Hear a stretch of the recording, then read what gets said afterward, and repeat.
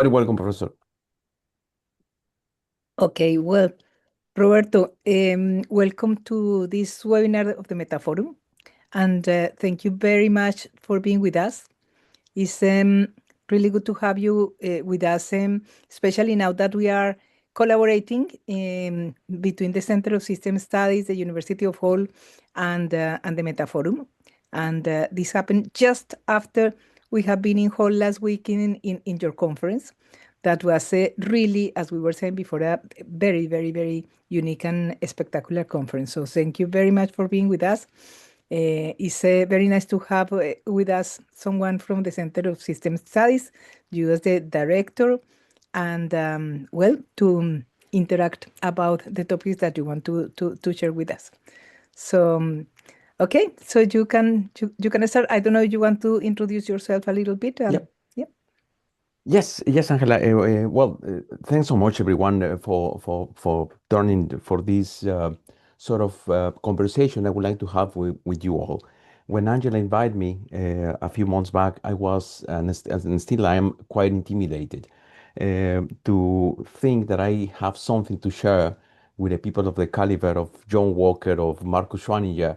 Is I mean, I don't think that I would be at that level to keep a conversation with these people that I admire and I've been following over a period of time. Nonetheless, well, let me just tell you a little bit about myself. I am the director of the Center for System Studies of the University of Hull, which is, I will say, one of the primary centers for the production, dissemination, and application of system thinking. The center has a long tradition associated with system thinking, with critical system thinking in particular, associated with the work of people like Angela herself, Professor Mike Jackson, Bob Flott, Werner Ulrich, Gerald Mixley, and many other people who have been part of the center. Over the last couple of years, I've been in charge of the center, but with the specific aim of trying to revitalize the center. In that sense, the main reason for me to be here is actually to try to present a request, or if you want, an invitation for you all to engage with the work that we're doing. So it is just fantastic to have this opportunity. Well, without any further ado, if you allow, I would like to share a quick presentation here. Can you see the presentation? Probably you can, yeah? Yes. Yeah, okay. So, yeah, this is where I am.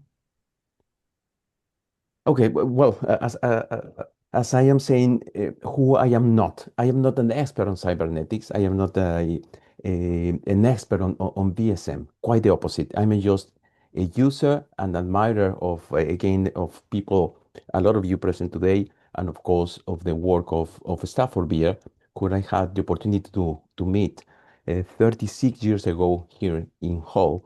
And again, this is just me trying to convey some of the experience I've been having. Um, the title for the talk is associated with the sort of experience we're having here associated with the operation of the center. At the moment, we're experiencing a bit of a hype associated with system thinking. Companies, the public sector, organizations are coming to us looking for answers. And a lot of those organizations, again, turn to system thinking because they've been promised the idea that system thinking will provide the solution to the problems that they have. And the way I like to say it is that system thinking does not provide answers. System thinking only changes the questions. And this is when some of these people that are coming to us are leaving disappointed because we are not, and you will agree with me that the purpose of system thinking is not necessarily to give an answer, but to help people to identify by themselves the answers they are looking for. And this is why I believe that at the moment we have this beautiful opportunity to create an interface between all the beautiful ideas that we have all these beautiful models, methodologies, concepts that we have associated with system thinking into something that decision makers can action. I've been involved with the teaching of system thinking for the best part of the last 35 years. And I don't know if this is something that is peculiar to Hall, but the mistake I believe we have made is that we insist on trying to teach system thinking or system methodologies in order to make these people coming to us to actually use the models and the concepts and the ideas.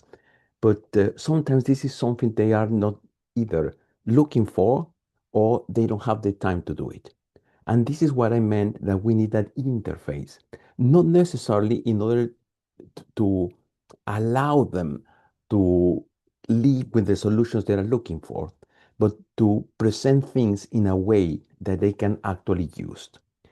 And reflecting about that process, I have come to the realization that the viable system model, or Beer's ideas, and cybernetics do offer that sort of arrowhead or that point of entry for these people trying to come for or looking for solutions. Um, of course, when when I identified or when I tried to analyze the sort of recipes, let me call it, that we got associated with things like critical system thinking, and in some instances, things like SSM. That is the sort of concepts that these decision makers are not as comfortable with. Meanwhile, the viable system model or the viable system diagnosis and cybernetics do offer, in my mind, something that is more, I wouldn't say easier, but something that offers something that the decision makers can benefit from. Uh, that's what I believe that BSM is sophisticated enough, but but intuitive in the sense that whenever you explain to these decision makers what the concept of and here I a few years ago I came across a concept from Marcus Schwaninger, who is wonderful to have here today. And I read his paper when he talked about viability beyond survival. In my mind, this is a beautiful concept that captures the sort of challenge all these decision makers are coming from. They are actually looking for viability beyond survival. And cybernetics in general, and again, the concepts associated with what we call the VSM model, offer those decision makers that possibility. And when confronted and when exposed to the ideas of the viable system model, they that is the specific approach they can understand and relate better. That's why I do believe that in terms of these challenges that we're facing at the moment, trying to work with these different decision makers, it is what you use, what you create, what you develop that is something that is tangible for these different uh, people coming with different problems and challenges. Uh, Last week, I had the opportunity to have a conversation with John Walker, and he mentioned a few concepts that sometimes got lost in the process, not necessarily in the process of presenting the ideas associated with cybernetics, but in the way cybernetics is being presented by some people to the systems community. And there are different concepts like oscillation damping, which the concept itself is so relevant. And when you talk about oscillation damping, this is something that makes sense to those decision makers. It is this is what I said that this is sophisticated, but something that they can relate to. And this is something that they do understand because these are the sort of challenges that they faced. Having in place this arrangement of um, functions with clear lines of communication and control that allow them to be in a position to adjust and again go through this process of viability beyond survival to a changing, a dynamic environment, this is that this is something that resonates. And that's why my invitation, or if you want my uh, request, is that we need to work together in order to come with this sort of um, interface that will allow all these decision makers to use it. And on my experience, I have the opportunity to see the work of different individuals doing the apprenticeship program in different universities. And it is through their work that I have came across Angela's cell transformation methodology. And that is, again, another beautiful example of the sort of stuff that I do see these people making these sort of eureka moments. When you explain the world, when you explain the sort of challenges that they got in terms of the VSM, and particularly in terms of the self-transformation methodology, this is when things start to make sense. When I talk about things like critical system heuristics or these other sort of methodologies that require, let me talk specifically about the SSM. SSM is a methodology that I find so easy to explain. It is so easy to understand, but it's so difficult to implement for a very simple reason. It requires facilitation skills. And this is something not everybody has. It requires experience, it requires a good command of the language, and it requires a good understanding of the specific settings where the methodology is being tried. On the other hand, cybernetics is something that I can relate to anything, to every single system. And again, this is where I'm coming from to say that there is a need for you as experts on cybernetics and for us in the front end, if you want, of presenting system ideas to these company owners, to these managers, uh, in order to allow them or help them to grasp those principles and to translate into something they can action. This is the essence of my message today. And also, Angela asked me whether I will I will be able to kind of reflect about the connection between system dynamics, which is the sort of methodology I will believe I have a sort of expertise on, and the VSM.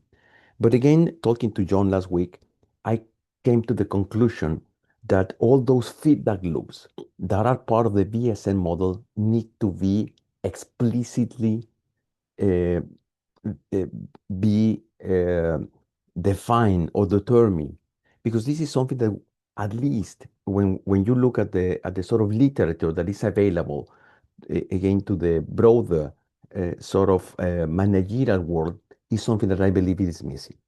So I believe that there is an importance. Of course, you are experts on the VSM, and you might say to me, Roberto, all what you are saying is part of what we have written.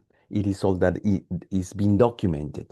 But I think we need to come with a clearer message about where those feedback loops are based. When we talk about the lines of communication and control, the connection between, let's say, system 2 and system 3, or system 3 and system 3 start, and the connection with up and down, there is, all these people need a sort of clear indication of what is the sort of connections and communications line that exist that they need to look for. It is not good enough, I believe, to say uh, or to try to identify who's responsible for each one of the activities associated with the different systems. But more emphasis is required in terms of what is the sort of communication need to look for to make sure that Mr. X and Mrs. Y, who are responsible for whatever part of the system, are communicating. Um, and more than me trying to say anything else, I would like to have a bit of a conversation. If you see something similar to what I'm experiencing, um, and how can we work together in order, again, to present what, again, I believe, is the most um, adequate systemic tool for these decision makers to use. So again, I would probably stop sharing the presentation, and if you don't mind, I would like to open the forum and see what your reactions are to these sort of ideas I've been trying to present. So let me stop sharing. Thank you, Roberto. Well, very interesting questions, and I'm sure that we can engage in the conversation. We have Ben already with a hand up. No, this is great. I've been having like postpartum depression or coming down from the conference, so this is really nice to keep the vibes going. Yeah, I'm not far from an expert either. I barely qualify as a cybernetic apprentice, but what you say I identify with because I came to cybernetic as really systems thinking through the pathway you're describing. I really through Stafford Beer. Until him, I just Edward Deming was really all I knew, and then Russ Ackoff of systems thinking, and then I found Stafford Beer and cybernetics, and so I've just been falling further down the rabbit hole ever since. But to get to have any capacity to speak about it has required me to pull from many different sources. You know, and still struggle with some of them. I mean, you read Brain of the Firm and you feel like you got a grasp of parts of it, and then you got to go to Heart of the Enterprise to get another chunk. And somebody say, "Oh no, you really should go to Platform for Change." And it's all great stuff, but I always I get nervous because I'm trying to bring this type of thinking and seeing the world to construction specifically in the States construction industry. So whenever some of my brothers and sisters from the industry say systems thinking, cybernetics, what's that? How can I learn more? I'm always nervous to tell them where to send them, and I don't because I don't expect them to do what I did. So yeah, I support your mission, and I think it's great. Let's keep the conversation going. Thank you, Ben. Um, Anyone else would like to engage? I think Well, I have more of a question than a contribution. yeah. From what I understood so far, seems to me that codifying to be expected feedback loops in a system thinking sense can be a chance to get more people on board, but also a danger. I look at cybernetics and especially viable systems model a bit like Luhmann's theory, if that is something that you're aware of, is more of a constructivist, observer-based kind of theory, which would also mean that you can only have your own feedback loop. And the attempt to codify feedback loops that everyone should see, wouldn't that bring also the danger of going back to a more objectivist kind of viewpoint? So maybe Roberto, maybe you can go a little bit more into this direction and like, can you make an example of what you would like to see? Because I'm kind of with you on the chance side. I think helping people to understand this better could do a lot of good in the world. But I Yeah. also see the danger of by codifying it more to lose a lot of the power that it currently has. Daniel, I think you have a fair point. Sometimes trying to be too sort of prescriptive um, creates the risk you're referring to. The sort of feedback loops that I see is that came from the conversation with John, where there is or there needs to be a clear feedback loop between system two and the system three when the sort of organization element evaluates through the system three start so that there is an action in order to correct or a corrective action. Where is the corrective action coming from? Is that part of what system one does? Sorry, system two does, or is it just about the allocation of resources or the oscillation dumping? Where is that corrective action coming from? And of course, the feedback loop between system four and five is clear when the system four is monitoring and making the intelligence gathering function, passing information up and down. But I believe this is something that again, managers, when they are present with the basis of the BSM, are failing to understand. Probably it is just me that is failing to understand that bit. But this is where I'm coming from. Thank you. Well, Roberto, I think that it is very interesting your position, and I was very curious to listen to you, because we have here two of the best experts that we have in our community in both in combining BSM and systems dynamics, and that's why I was really keen for you to talk. And I will really invite Marcus and Jose, who have written a lot and think a lot about this connection between BSM and systems dynamics. How do you see the question from Roberto? What is your interpretation about the idea of feedback loops, and how can we clarify the idea of feedback loops in connection with the BSM? Well, the first thing for me is that we had a situation, let's say 2-3 decades ago, where the people engaging in systems thinking split up, and there were a lot of communities being formed, and one community was isolated of all the others. People didn't know what's happening in the other one. And here we are. We met, Jose and I, we met and we discussed these things back in the 90s. And it was always clear for me that we have to customize the methodology we use to the issues we are dealing with. And sometimes we tend to look too much inward out. We say, here is my methodology, and that's what I'm going to do. And so if you really deal with complex issues and you want to do something about it, then you often have to combine different methodologies. And so we ended up writing a paper in the System Dynamics Review, which is System Dynamics and Organizational Cybernetics, a necessary synergy. It's a synergy because it's complementary and can help each other. And this synergy is necessary because if we get along limping on one foot, with one methodology we know and nothing else, so it doesn't work. So it's necessary to combine the methodologies.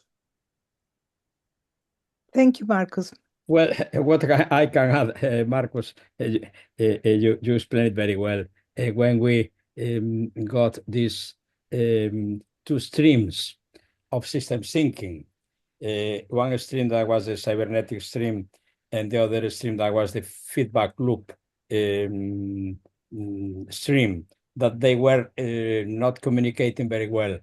In fact, there was a funny thing at the beginning, and is that the system dynamics group used the term system dynamics equals systems thinking.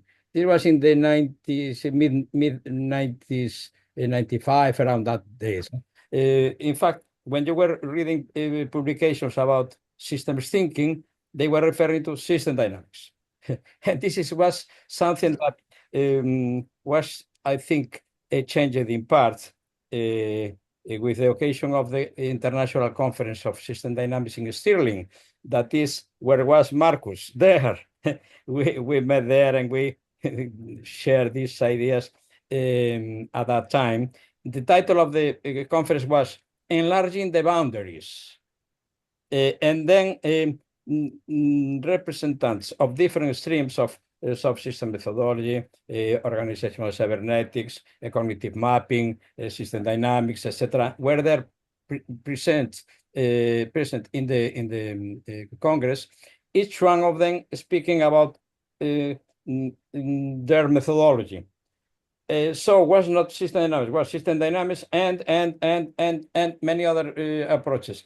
And after that, Marcus and myself started to work in the combination in a European project. I don't know if you remember, Marcus, the RITS project, that we combined the organizational cybernetics and system dynamics in the same project.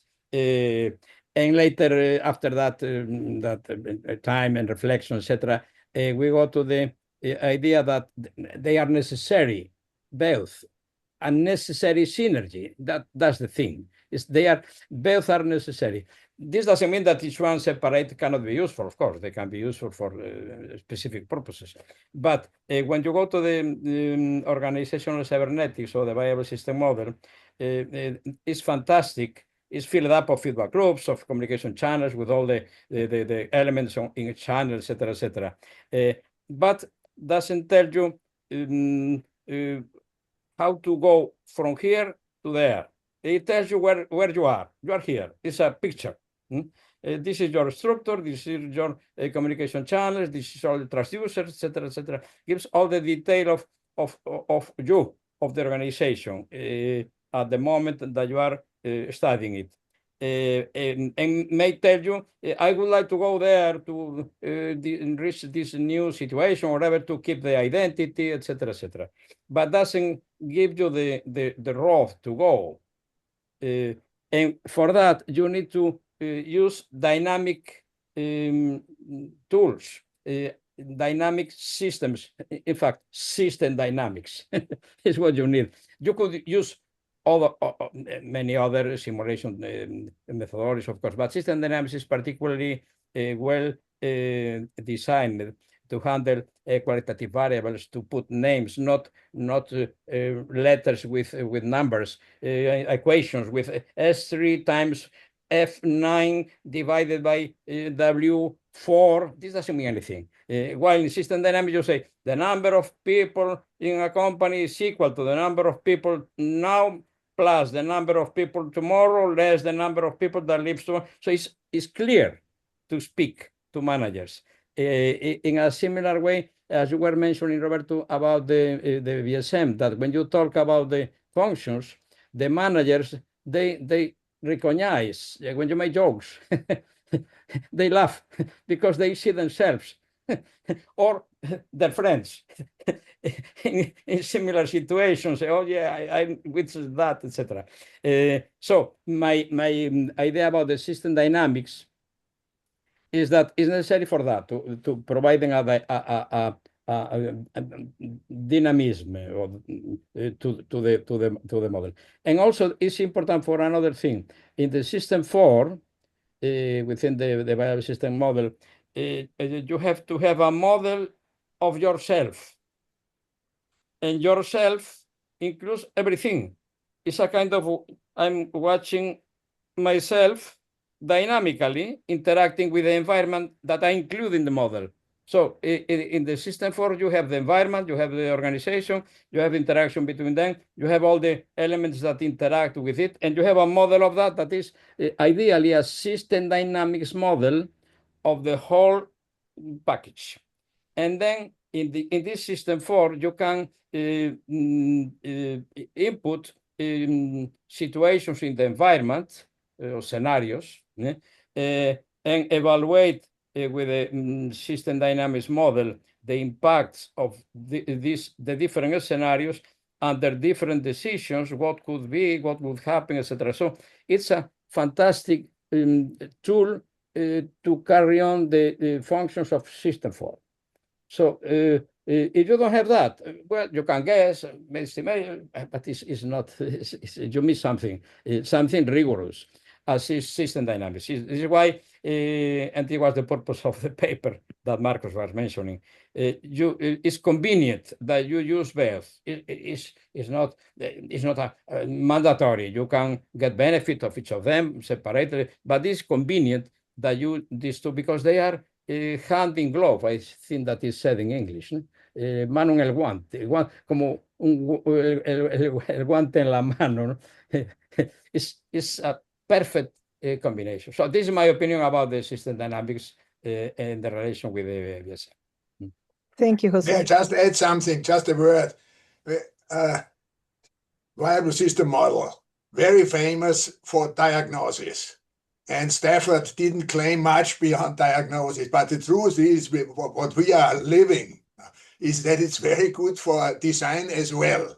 And so I have a viable system model, actual, powerful diagnosis. And I say, well, that's how it should be. So I have an ideal design for a viable system. And what's in between, that's where I have to have simulation as a tool that is really helpful and necessary. Thank you, Marcus. We have John Lee wanting to comment. So, number one, I'm a fan of BSM a lot more than systems dynamics, so I'm not going to talk about what you two guys just talked about. But to be very brief, my summary of this book, yeah, I got it right, is there is no cookbook answer. There is no correct answer. The purpose of BSM is for two people that have different views of an organization to figure out how to become congruent. So as soon as you start talking about the 3-4 dynamic, which to me is the heart of applying BSM, you find incongruence between the two people in the conversation. And the purpose of the conversation is to find congruence. If you can get to the point where the other person is saying, no, the problem is this, and then the other person says, no, it's something else, then you have clarity that you haven't had until now, and you have the potential to resolve a conflict. The purpose of BSM is to communicate better within an organization or about something you're doing. Having said that, I agree completely with Marcus. I use it for design. I think that we have so many problems based on the mechanistic, paternalistic thinking that most organizations are hierarchical and they're not circular. Every organization is circular when a 5 meets a 1. The 1 knows what they're doing, and the 5 is better off finding out what the 1 says rather than telling the 1 what 5 thinks. That's my summary of BSM. Thank you. I'm enjoying your talk a lot. Thank you, John. Okay, I would like to, yes, Marcus, please. Yes, well, I have several questions, but just a small one. You are talking about a hype for system thinking. And what system thinking can provide. I mean, this is a very positive message. I would be interested, where do you perceive this hype? Is it more on the practical side, more in academia, or altogether? Or is it limited perhaps also to a continent? No, well, to be honest, I'm perceiving this hype, at least in the United Kingdom, associated with the public sector, Professor Marcus. There is a government action group, systems group, that is identifying how system thinking ideas can be used in the operation of the public offices, from the cabinet office all the way down to local councils, when they can use these system ideas in order to handle or to deal with the problems they are facing. At some point, this idea that, again, this is an assumption that I'm making, is that at some point the system ideas were introduced to high-ranking officials as a way to deal with the sort of big challenges that they got. And it is part of a mandatory program for public servants to come and to take or understand or do something associated with system thinking.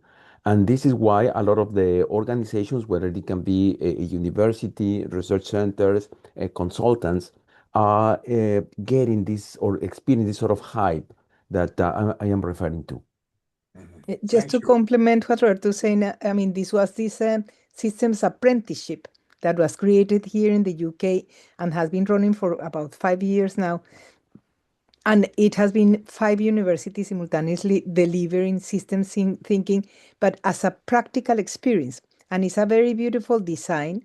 The University of Hull has a lot to do with that. Patrick Hoverstadt, many of them. That's where I've been teaching as well, the BSM in the last 5 years. And it has provided a really excellent context, because people have to go take all the 4 system methodologies, and then they have 1 year practice in which they have to choose a methodology or a few of them and put that into practice in the public sector. And that's where both Roberto and me have been working with this apprenticeship, and we have seen a amazing amount of interest, and then it has resulted in a community of practice being created, and then the apprentices are people that are coming both to the Metaforum conferences, and they are coming to, for instance, in this conference in Hull that we had 350 people, most of which were apprentices from the system apprenticeship. Yeah, so that's why we people that have been close to this are seeing this hype, because it hasn't happened before. In the past, we had in the UK some universities doing some teaching in system thinking, system dynamics, organizational cybernetics, sporadically in a disparate way, but it didn't result in the creation of this community. And then the organizer have created not only, have created these conferences every 6 months in a different university. And this has been done in combination with the International Federation of System Research, SCIO, the University of Hull, no, and the universities that are involved, Exeter, Open University, and so on. So that's created this enthusiasm. And then you see people meeting together in these conferences, and they come with a lot of excitement because they have had the opportunity of putting into practice for 1 year fully the system methodologies that they learned. And this is new for us. For those of us that have been 30 years teaching system thinking in the UK, is the first time that we see the level of quality of the students, the level of commitment of the students, and the creation of a community of practice in a way that as it has happened. Yeah. Daniel. I'm still like with Roberto's initial question about using system thinking to somehow provide a map for those feedback loops. And I think my understanding of the question has shifted listening to this conversation. I want to confirm if I'm on the right path. So initially I had this fear of, are we trying to codify feedback loops in an objective sense, like this is exactly what to expect in your organization, which I think we're not talking about. So my new understanding is by using VSM as a map, we're kind of observing some kind of abstract feedback loops between the 5 levels into existence. By using the map, they automatically exist more or less. And I think we're talking about those abstract loops and using system thinking as a tool to understand them better in a more general abstract sense, right? And your hypothesis, Roberto, seems to be that providing more guidance on that level would help people put it more into application or implementing it better. Is that what we're talking about? Am I on the right path? Yeah, but before we listen to John, I would like to comment, Daniel, because I think that your original question is still valid. We haven't yet come to your original question, but your original question and appreciation is something that many of us in the community have been worrying about. One of the criticisms of the VSM has always been that it's too rigid. That is, people who see it superficially can think that the VSM is just like a way of mapping the organization, and it's static, and it doesn't recognize the dynamic relationship of the organization and the environment and all sorts of things. If you go deeper into the VSM theory, you will understand that the VSM is just a way of mapping the organization, yes, in a particular moment of time, but the VSM is focused in trying to understand the complexity of the interactions between the organization and the environment. So a very mechanistic mapping will then be fair with the VSM, because we'll then be taking all the richness of the VSM analysis and all the richness of the concept of complexity that is behind it. And there's a lot of discussions in the community in terms of moving from a more objective and mechanistic understanding of the VSM into a more subjective and constructivistic understanding of the VSM, more in the Luhmann sense that you were saying. Yeah, many of us have done have tried to explain the VSM more from a second order cybernetic perspective and a more Maturana kind of way of thinking, in which we do understand that the observer is part of the observation and is transforming the world that is observing. And therefore, there is no way that we can come up with a VSM model that is static, unique, and nobody can challenge. On the contrary, the way that we use the VSM is as a conversational tool to help people to try to draw a map of the complexity of their interactions with the environment and the complexity of the interactions within themselves. And when people understand that, the VSM gives you a language. Stafford talk about a meta language, yeah, to make these conceptualizations. And that's what is very powerful, because in the real life, managers do have a struggle to try to talk clearly about the different aspects of the complexity of an organization.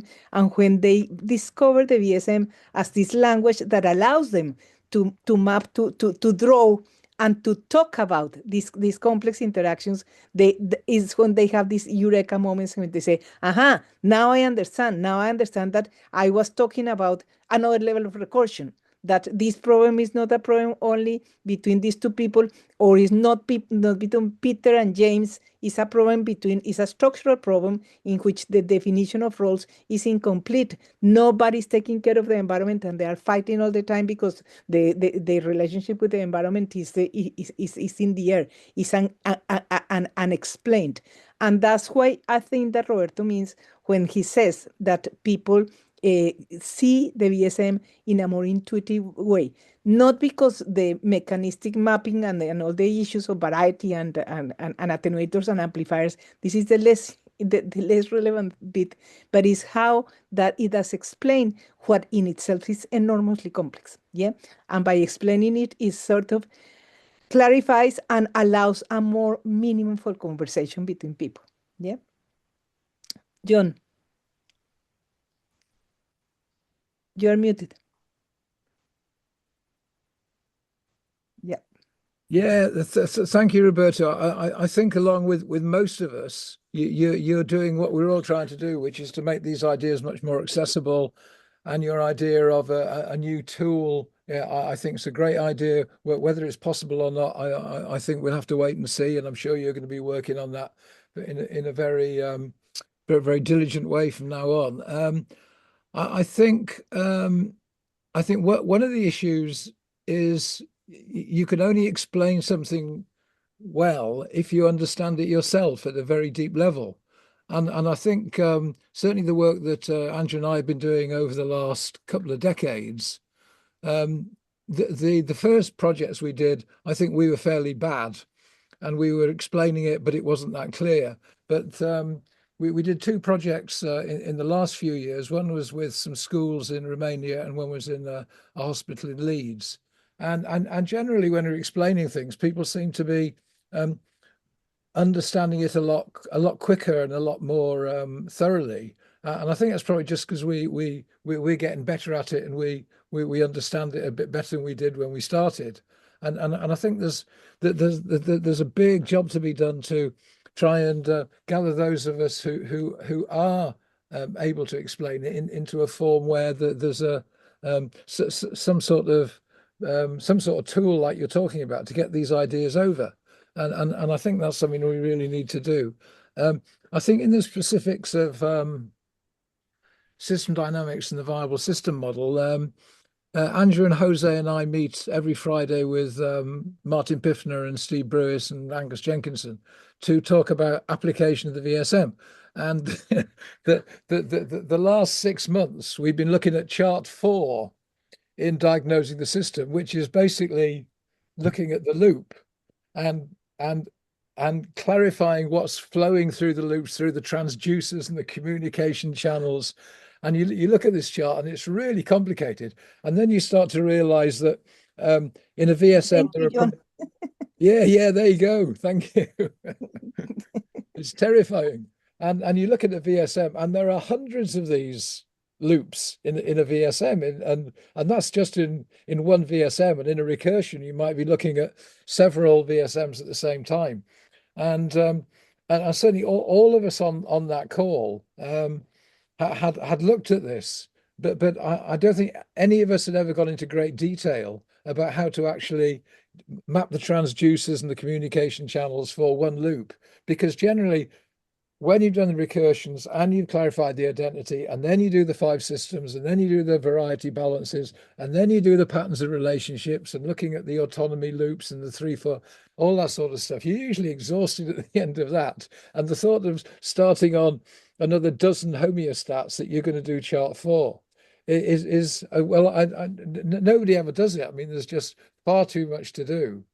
And maybe we should, maybe that's something that's a flaw that none of us have really grasped, and that we really need to do. But I think in all of this, there's some very valuable stuff about how we do get the ideas over, and I think, I mean, certainly, I mean, I see the VSM as a theory within systems theory, and certainly our experience is you can provide solutions that it does actually work in lots of cases. And certainly in the last few that we've done, we've said, okay, clearly what needs to happen is this, and this, and always in debate, because there's always this need to match your variety as a so-called expert, although I don't think anybody that ever worked with Stafford will ever consider themselves an expert because he was so far ahead of everybody else.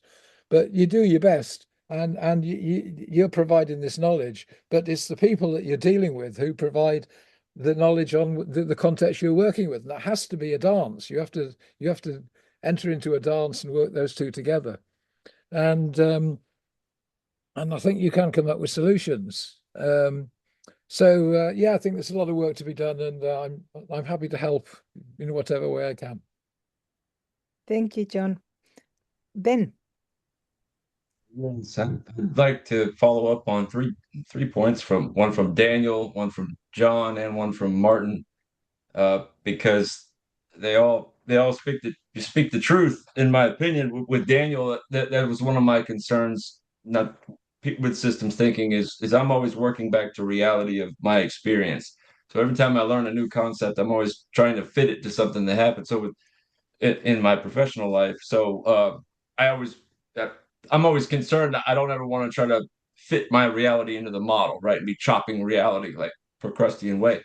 But I also had the extreme pleasure of meeting with John just a few days ago, and going through and sketching things from construction projects and describing scenarios.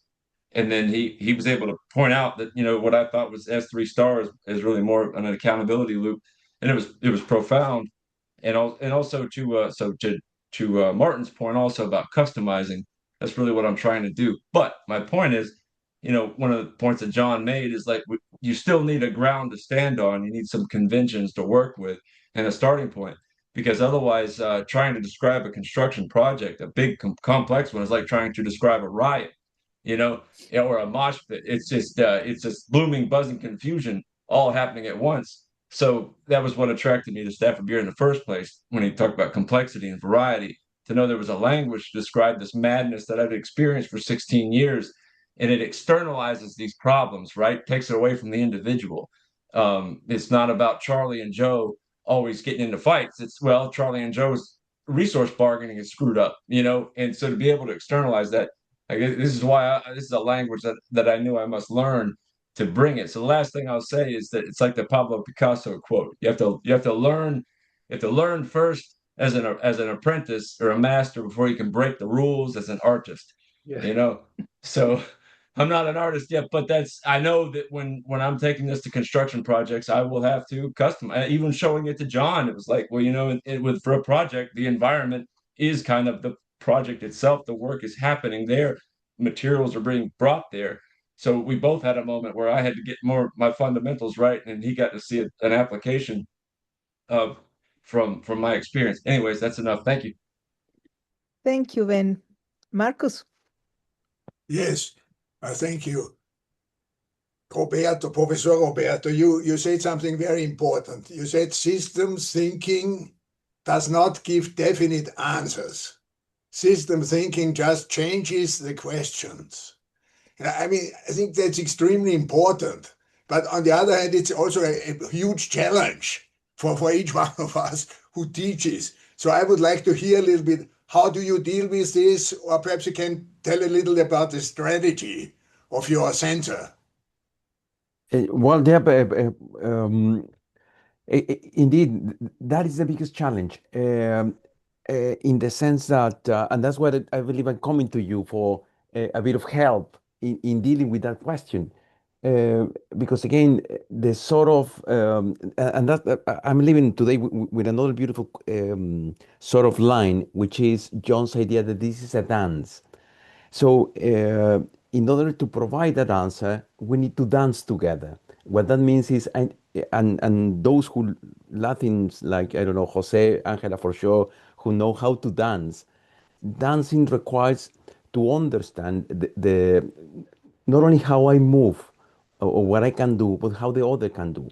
So, how do we deal with this issue? Is we're trying to be or as pragmatic as Ben was saying, that to translate what we can or what we're able to conceptualize in the systems term, in the systemic terms, to something that they can action.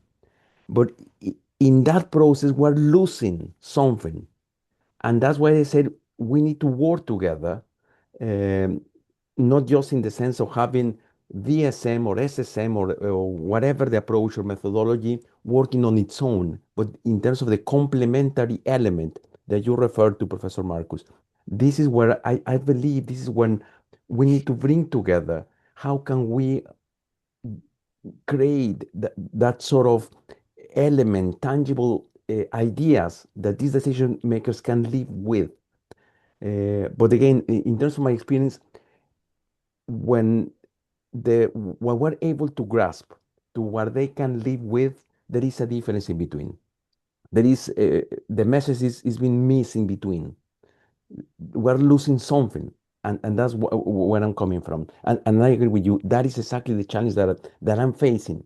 I'm losing clients, if you want to be um, really pragmatic in the sense. I got a client coming to the center. They said, "This is my problem. Where are my solutions?" I said, "No, no, no. We need to dance the dance," and they say, "That's not what I need," and that's what I believe. This is when we need to get together, all of expertise in order to provide something in that sense. John. Thank you. I've only gotten talked twice, but one of the things that he said was, wait a minute, let's not come up with a solution until we know what the problem is.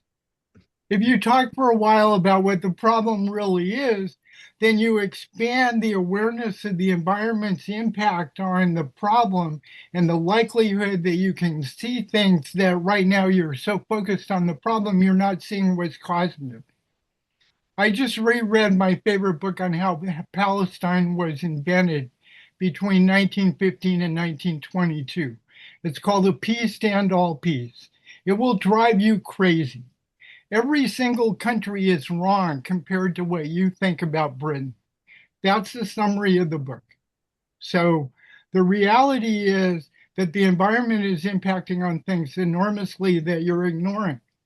And when you start to realize that the problem is bigger than you thought it was, it becomes smaller. Thank you, John. I think that the question that you asked, Roberto, is I think is a question that has been going around forever in the world of system thinking, and it takes us as well to the topic of systemic education. See, how do you provide and design systemic education? Because one way of doing it is, I think, the traditional way, the way that it was when I first came to the University of Hull, that it was more emphasis on the ontological, epistemological, methodological, the aspects of each one of the different cybernetic and systems approaches, and that for me wasn't very successful, because business students, MBA students, and worse, if you are educating managers that are trying to learn something practical, will feel that this is too abstract, too strange, and they won't get the empathy and the desire, the passion for learning, unless they have just an intellectual interest and they love reading Luhmann or Ulrich or some of one these wonderful minds that have been writing about systems and cybernetics. But many people have a more practical mind, a more practical experience, and they want to learn how can they better interpret what they have to do every day. And that's exactly what Ben was saying. I mean, if you are a practitioner and you are fascinated with system thinking, you really want to discover, no, to discover the power of these ideas to change your questions. No, so I think that in that respect, what you are saying is very important, and I think that the way to do it is you need to develop a skill to be able to listen to the interest of the person that you are teaching, and to work based on real problems, rather than to start trying to ask them to read 5 books and then ask questions about the 5 books. Yeah, I think that when you change completely the paradigm and you talk, that for me is the most systemic way of teaching, and is the way that I've always done it, more a problem-based learning approach, in which you ask people, so what do you do? What do you do? What is your role? What are the kind of problems that you mostly are experiencing in your organization?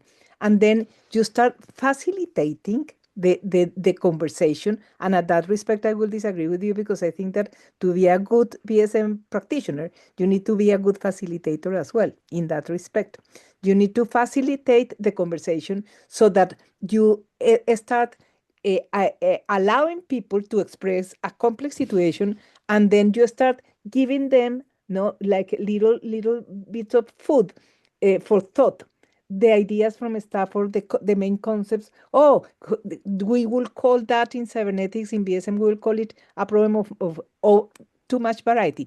The problem is that you are not communicating, because this person have too much variety and has not elements to deal with this variety, and perhaps we can find out a way to attenuate in this variety.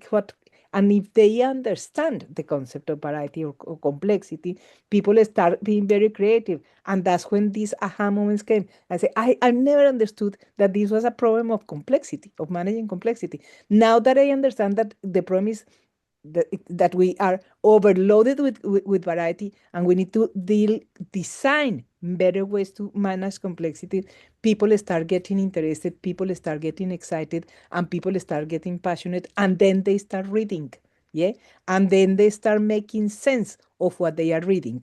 So I think that for me, this is what, I mean, in my experience, have made my teaching and my education in the BSM fascinating, and I do exactly the same as a consultant. Yeah, I will always go to try to listen to people, and to try to induce in a more inductive way from practical experiences, try to help them, to give them the language as a language to change the questions. Yeah, so the question not necessarily is that Pedro and Juan don't like each other and fight all the time. The question is that Pedro and Juan don't have a way to communicate each other effectively, and the only solution they find is to fight, because they don't know what's going on. Yeah, Jose. Well, this was just in abundance of what you are saying, Anja. I see that this problem of transducing the knowledge of the expert and the manager that needs help for handling a problem, the complexity of the BSM when you go into the details is very big. So you cannot insert that complexity in the brain of the manager so he can apply. This is you cannot do it in a short time. And you have the danger that they don't want to listen. After a few hours, they get overloaded by the complexity, the variety of the methodology, etc. No?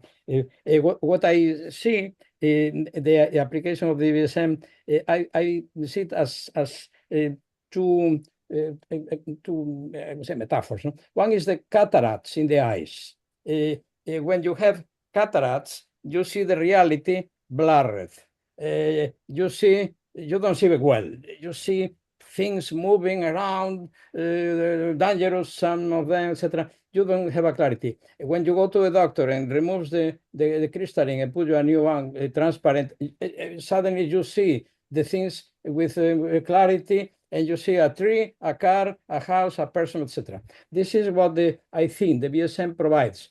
Remove the blurriness, if that word exists in English, of the reality. You start to see more clear what is going on.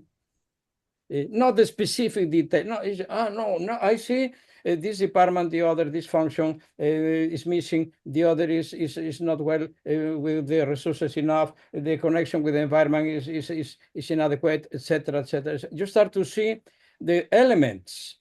This is the first thing. That it will be a metaphor for using it. And the other is that the VSM is like learning English or Chinese or Japanese. It's a language. Once you know the language, you can talk with another person that knows the language.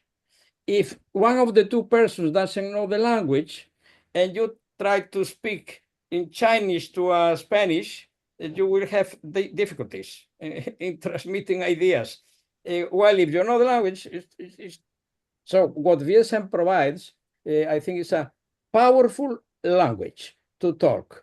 And if you combine with some components of the methodology, for example, like the doctors, when they talk to another doctor or to a patient about a syndrome or a pathology, once they know which pathology is, they don't need to spend 8 months explaining where is the origin of the pathology, what are the prognostics, what are the treatments, what are the etc., etc. They know everything already. So the communication is extremely fast.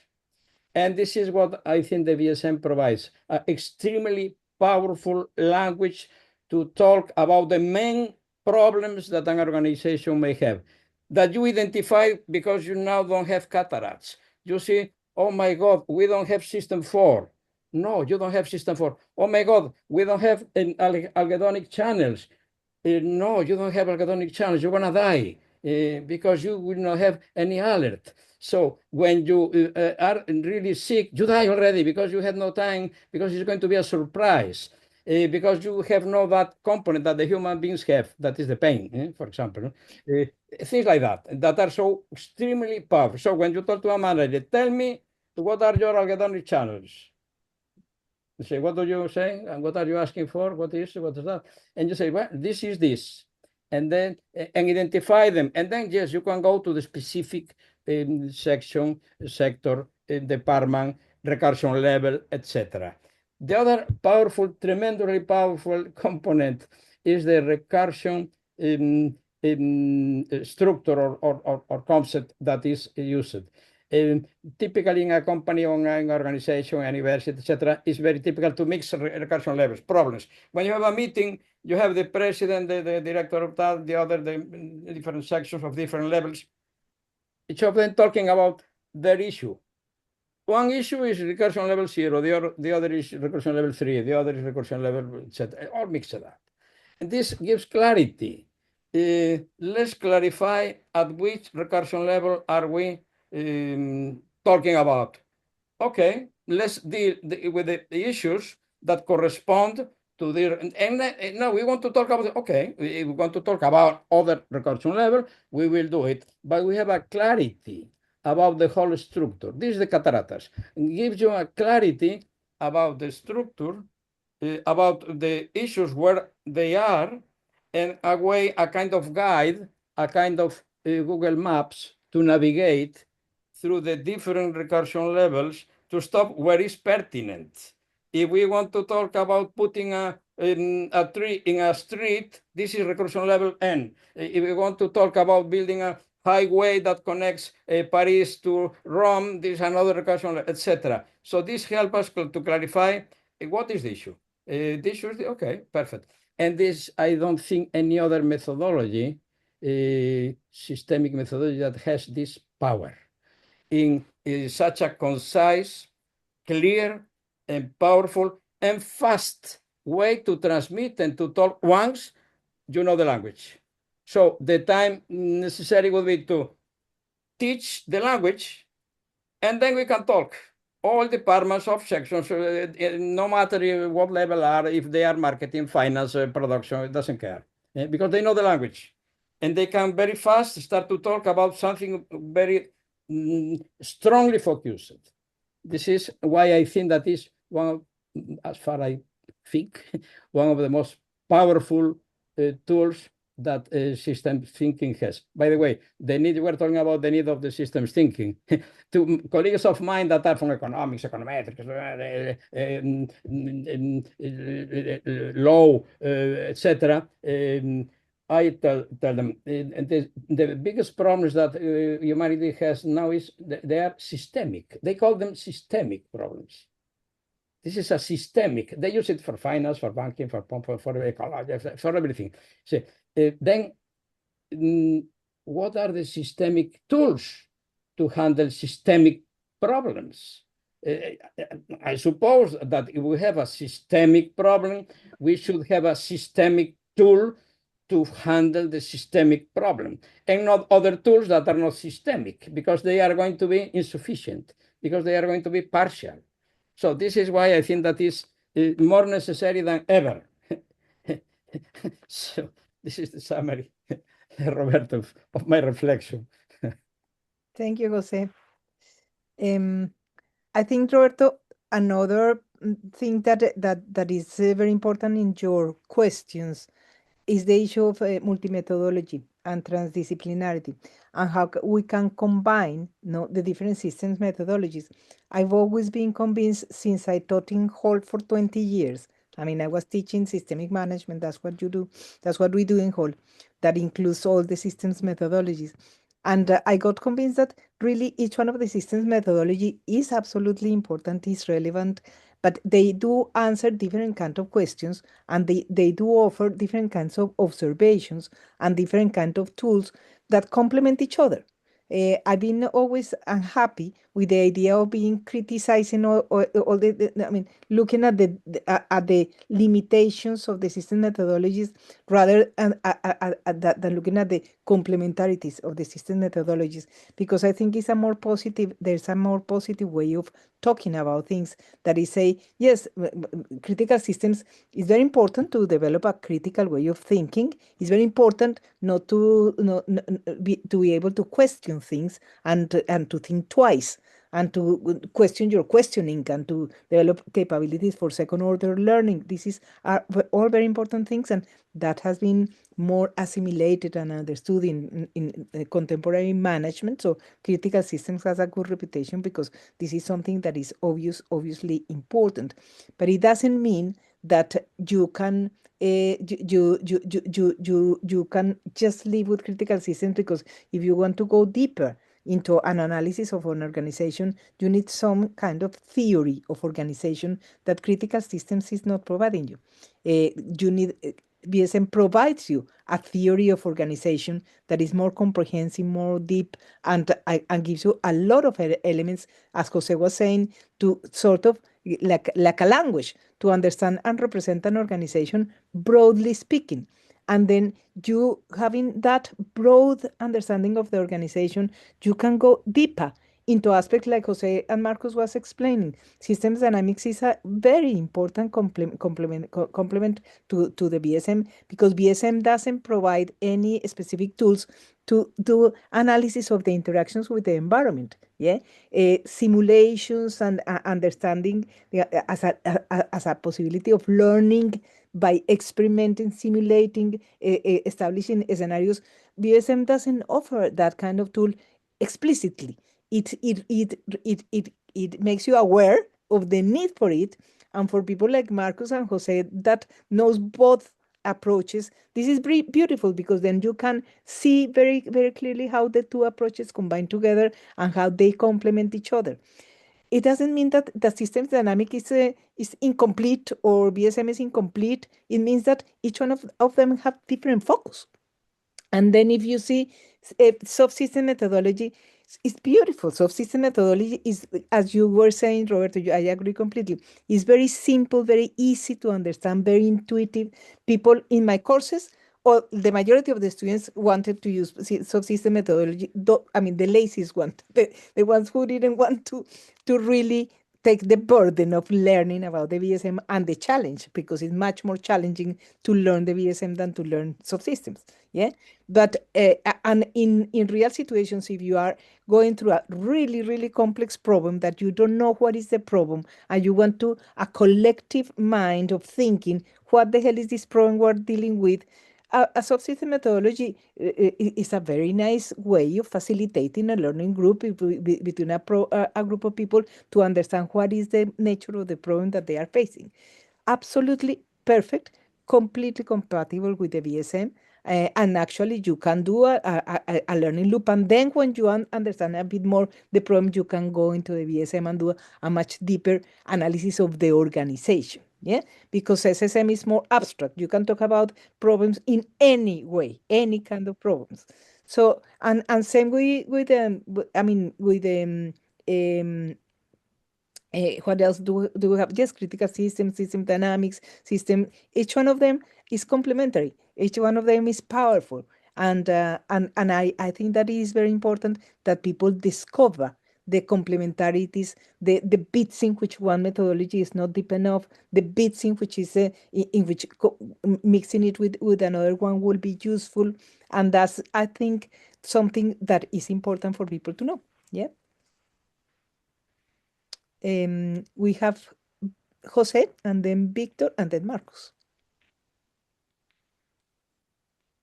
No, I forgot to take the down the hand. Right. Okay. No, maybe the only thing I would add to what I said is that I agree, Angela, totally. All the approaches are complementary. It's not one better than the other. No, this makes no sense.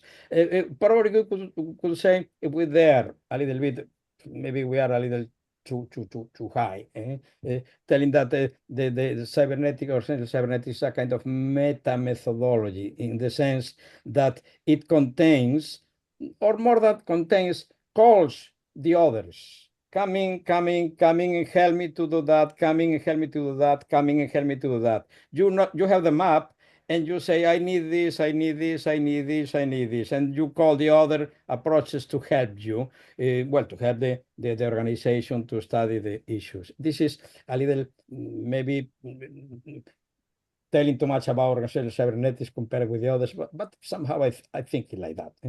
The other thing that I was thinking is that when the idea of the dynamic aspect, I was remember the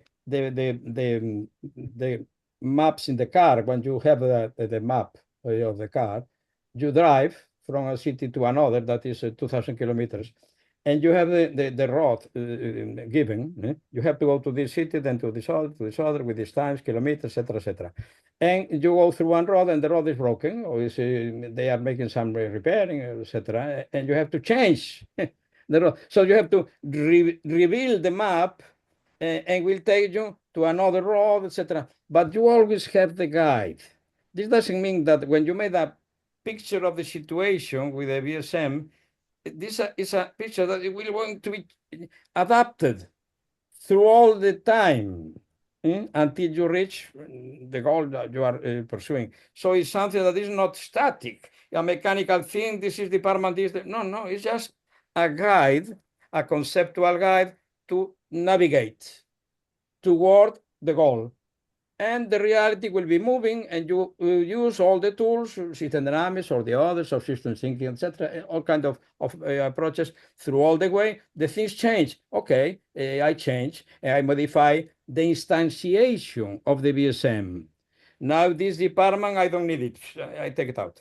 I need this other new one. Okay, I put it in. So the instantiation will be different and will be an adaptation to the environment, the changing environment. So you keep always on track, keeping your viability, was saying Marcus, beyond survival, and Roberto, you are keeping your identity through all the different situations, changes, metamorphoses, etc. You keep yourself. A country or a person, you may suffer since you are a baby, you are an adolescent, but you are the same person.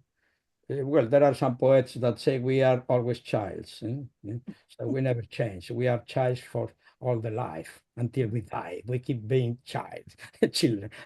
Well, this is a poetic interpretation of the identity, but they are right. We are the same person, always. And this is the same for an organization, unless the organization disappears. So this is very powerful because it gives you flexibility to take into account all these objections that make about power, about not taking into account the meaning, the communication between people. By the way, the communication between persons is tremendously difficult. It's probably, I don't know, maybe one of the most difficult things that the human being has. How to communicate something to other. This is tremendous. If you go to the chart 4, the communication channel, you have the sender, transducer, channel, transducer, receiver, transducer, channel, transducer, sender, that now is receiver. You have 8 components. All of them can fail. In fact, most of them fail. So the thing is that when you get a message sent to a receiver, and the receiver gave you the reply of what he understood, something that doesn't happen frequently, telling you, this is what I understood of what you told to me. This has to go all the way back through all the until it reaches the sender. If the 2 messages match, so what the sender was intending to transmit, and the message that he finally received as what the receiver understood, when the 2 match, you say, well, success. We got success. I don't call it success. I call it miracle. This is miracle. Try at home to make the make the checklist at home to see if what you said to somebody and when you receive back, if that matches. When that happens, you say, oh, this is a miracle. We understood. Perfect. I made a joke of that, but in the reality, it's very bad because this is one of the major reasons for fighting, misunderstandings, wars, etc., etc. This is why this is another component that is implicit in the DSM. So it's not rare that they find it difficult to understand and difficult to grasp. Sorry for the extension. Okay, we have Victor.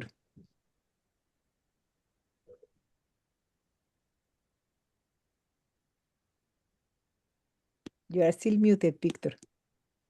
You are muted. I wanted to convey that it has been a pleasure for me to hear all of you, and I have some small remarks that maybe can be joined to you. The first one is that I was introduced to Stafford Beer's ideas by Manuel Sadowski, who was an Argentinian, and he worked in Uruguay for a while. So, and Sadowski used to say a quote from Immanuel Kant, and he said, "There is nothing more practical than a good theory," and that's what I believe from Stafford's DSM and all the ideas he carried, because it is really practical. I mean, it has been practical for me. So I want to say that, because sometimes we or people go and do a lot of theories and things, but they sometimes very, very few times they go to the practical side of implementing the ideas or implementing how to use these methodologies. So that was the first thing. The second one is I was very gladly surprised that someone, I don't remember who, emphasized that VSM is not only a diagnosing tool, but a design tool. Because myself, I have been using it mostly as a design tool and not as a diagnosing. Also diagnosing, but mostly design. I think the power comes more from the design side than from the diagnosing side. That's what I wanted to convey. Thank you. Thank you, Victor. And we have Marcus. Professor Roberto, we have this variety of systemic methodologies. And it's wonderful to read the books of Michael Jackson, who analyzes each one of them and with a brilliant approach, with a lot of knowledge and all that. Now, I would be interested, how do you handle this variety at the level of the teaching programs? Do you put everything in one course, or do you have one course per methodology, or what? Yes, at the moment, Professor, in all honesty, the amount of or the number of modules that we have associated with system thinking has come down to a single module. That is at the undergraduate level. The master program in system thinking has practically disappeared. And what I do in this single undergraduate model is I try to condense as much as I can. But you'll be not surprised to learn that after the fourth or the fifth session with 22 years old, they get fed up. As Professor Perez Rios was saying, the amount of information, the amount of complex ideas that we are conveying to these young minds get too much. And the idea of coming to you to ask for your feedback, which has been fantastic today, is that we are in the process of trying to setting up master degree programs. This is something that we're going through Essex, Birmingham, and these other universities that were running the apprenticeship programs that Angela referred to. The funding for the apprenticeship has disappeared. So now we need to evolve into master's programs. And so the idea that we got is we're planning to group a couple of them. For instance, we're trying to bring together ACOF's interactive planning and Checkland's SSM. Of course, BSM will be a model of its own, and so system dynamics. The critical aspects, probably coupled with the system assumptions of raising and testing process, will be probably grouped together. So the way we're seeing is we're planning to bring together methodologies that can be coupled in a sense. I agree with Angela that bringing together VSM and SSM is a powerful combination. But I do believe, and you have reinforced my idea, that VSM, as Professor Perez was saying, is like a methodology that deserves a space of its own, as I believe will be system dynamics. But of course, I have a bit of a bias in favor of system dynamics, which is the tool that I kind of know how to use. But maybe we can bring together a little bit of system dynamics and a little bit of OR or machine learning or all that sort of stuff. But this is where we are. Thank you very much. So, system dynamics needs a course, a special course anyway. I think so. I think so. Thank you. Thank you, Professor. Well, Roberto, it's been a fascinating conversation. I think that we are coming to the end, and I hope that it has been useful for you. It has been definitely very interesting for us to talk to you. And I hope that this is just another opportunity to continue developing collaboration. And here we are, and whatever we can do to help you when designing these new courses, absolutely wonderful. Yes. And also, well, we hope to see you in Manchester for the centenary I'm conference. very much looking forward. This morning, my wife asked me, what is the Center of System Studies about? And I said, well, at the moment, the Center of System Studies is the Uber of system thinking.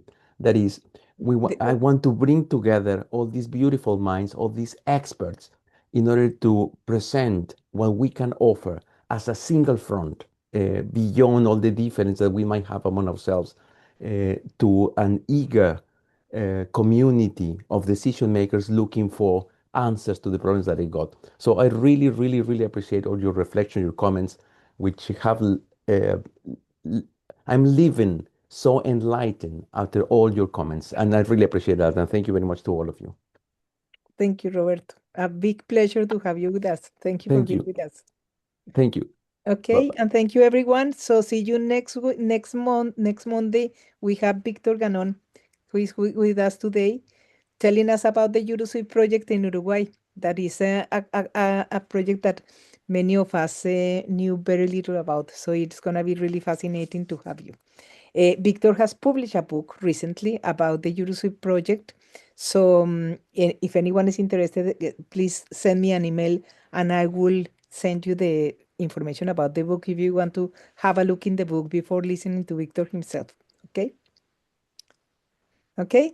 So looking forward to see you next month. Thank you. Bye-bye. Thank you. Goodbye.